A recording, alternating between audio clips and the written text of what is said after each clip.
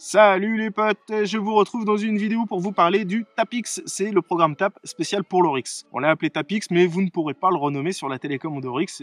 Il sera obligé de s'appeler User Coin. On part du Coin Fast pour avoir un programme encore plus sélectif, encore plus ouvert. On va pas forcément chercher une profondeur de dingue avec ce programme, mais on va chercher à entendre plus de cibles, plus de sons. Allez, c'est parti. On va commencer par la discrimination. La discrimination d'origine, elle est à 7. Moi, je la baisse d'un demi-point à 6,5. Pourquoi? Si je baisse à 6, je vais me taper tous les clous. Il y a pas mal de ferreux qui vont sonner aigus et ça m'intéresse pas. Je veux quand même garder une identification correcte des ferreux. Sachez que la discrimination, lorsque vous la décalez, vous décalez le ton grave sur l'échelle de conductivité, vous ne rejetez pas les cibles. Donc, on peut accepter ou non certaines cibles simplement dans le ton grave.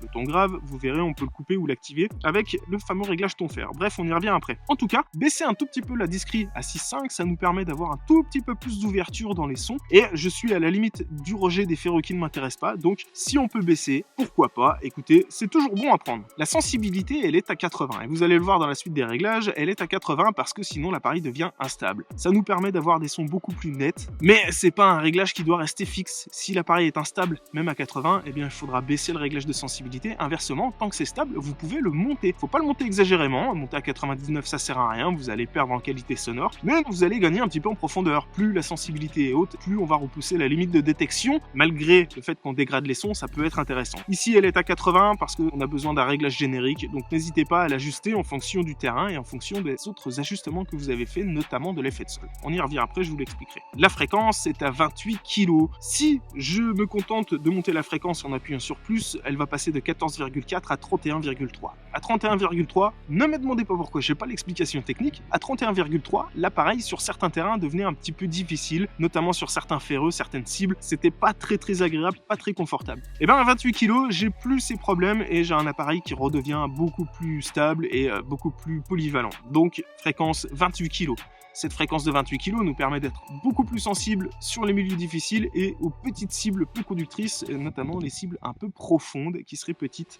Donc c'est un bon plan pour séparer un peu plus les cibles et pour gagner sur certains types de cibles, et c'est précisément ce qu'on veut, attraper ce qui serait habituellement ignoré par le détecteur. Le ton fer, il est activé. Le ton fer est activé parce que j'aime bien savoir où je mets les pieds. Si j'entends pas les ferreux, je peux pas évaluer la quantité de ferreux dans le sol et je ne peux pas chasser les zones ferreuses. En entendant les ferreux, ça va me permettre d'adapter la vitesse de mon balayage, par exemple, mon niveau de concentration et la qualité de ma détection. Et donc forcément, en entendant les ferreux, j'aurai plus de chances de trouver des cibles que si je ne l'entends pas. La règle, c'est tout simplement que si vous voulez plus de confort, vous désactivez le volume ferreux, comme ça vous êtes plus embêté par les graves et vous ne vous concentrez que sur les sons très intéressants. Si vous êtes sur des terrains un peu difficiles ou si vous vous fichez du confort, vous activez le ton fer et vous entendez les ferreux, ce qui est un réel plus. La réactivité sur le programme Tapix, elle est à 2,5. D'origine sur le Coin Fast, elle est à 3. 3, c'est la réactivité la plus haute de l'Oryx et on perd un petit peu en réponse audio, on perd un petit peu en profondeur. 2,5, c'est le bon compromis, c'est vraiment l'usage général, c'est le réglage générique et ça permet à l'appareil d'avoir un petit peu plus d'ouverture et donc de nous indiquer plus de cibles proches les unes des autres, donc c'est assez intéressant. On a fait le tour des réglages classiques,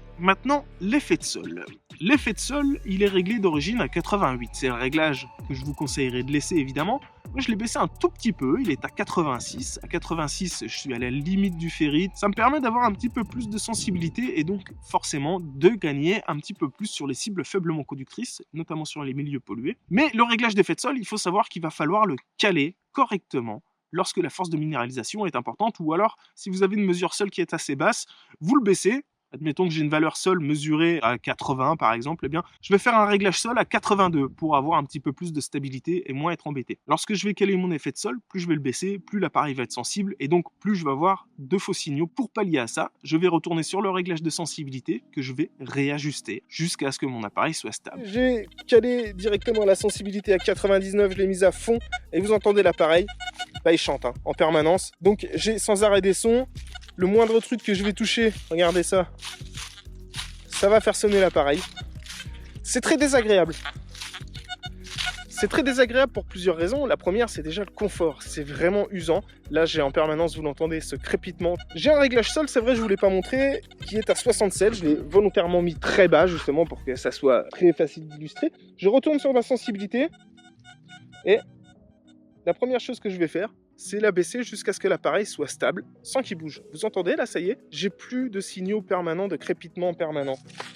Mais maintenant, quand je vais détecter, regardez, j'ai pas besoin de taper fort, hein. L'appareil se met à sonner. C'est quand même pas cool. Le moindre truc que je vais toucher, voilà, je la baisse à 80. Et ben regardez, même quand je tape dans les branches, évidemment si je tape fort, ça se met à sonner, mais j'ai quelque chose qui est très acceptable. Donc je pourrais tout à fait remonter un peu ma sensibilité. Je commence à avoir du crépitement là. Donc l'appareil devient un petit peu relou, donc je vais rebaisser.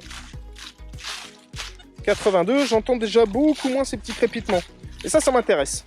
L'idée, c'est vraiment d'optimiser la qualité des sons. Plus mes sons sont nets et plus j'aurai de chance de trouver des cibles intéressantes, notamment des petits sons de cibles qui pourraient être profondes ou de cibles qui sont proches des ferreux ou proches des minéralisations. Voilà comment on règle la sensibilité par rapport à l'effet de sol, et ça c'est très important les potes. Quel est l'effet de sol? Il y a énormément de cibles qui ne sonnent pas lorsque l'effet de sol n'est pas calé quand c'est nécessaire. Mais pour ça, il y a déjà une vidéo qui existe, je vous invite à aller la voir, je vous mets le lien là quelque part à l'écran pour que vous puissiez bien comprendre quelle est cette histoire d'effet de sol. Alors je vous ferai bien sûr une vidéo sur le Tapix qu'on fera sur le terrain, on fera une sortie complète avec et vous aurez l'occasion de voir toutes les informations de réglage et les démonstrations en direct. Je pourrai vous montrer sur des cibles en situation comment fonctionne le Tapix. Normalement là vous avez assez d'informations pour pouvoir aller vous éclater avec, donc chargez votre détecteur et c'est parti, allez sur le terrain. En attendant les potes, j'espère que cette vidéo vous aura plu. N'hésitez pas à mettre un pouce bleu, à activer la cloche des notifications, à nous faire un petit coucou sur Facebook, sur la page réglage XPDO Oryx et bien sûr sur la page Tous à Poil. Mais venez également sur le site tousapoil.fr qui est une mine d'informations sur laquelle vous allez trouver des tonnes de trucs et ça c'est super cool. Je vous attends nombreux les potes, je vous dis à très bientôt, ciao.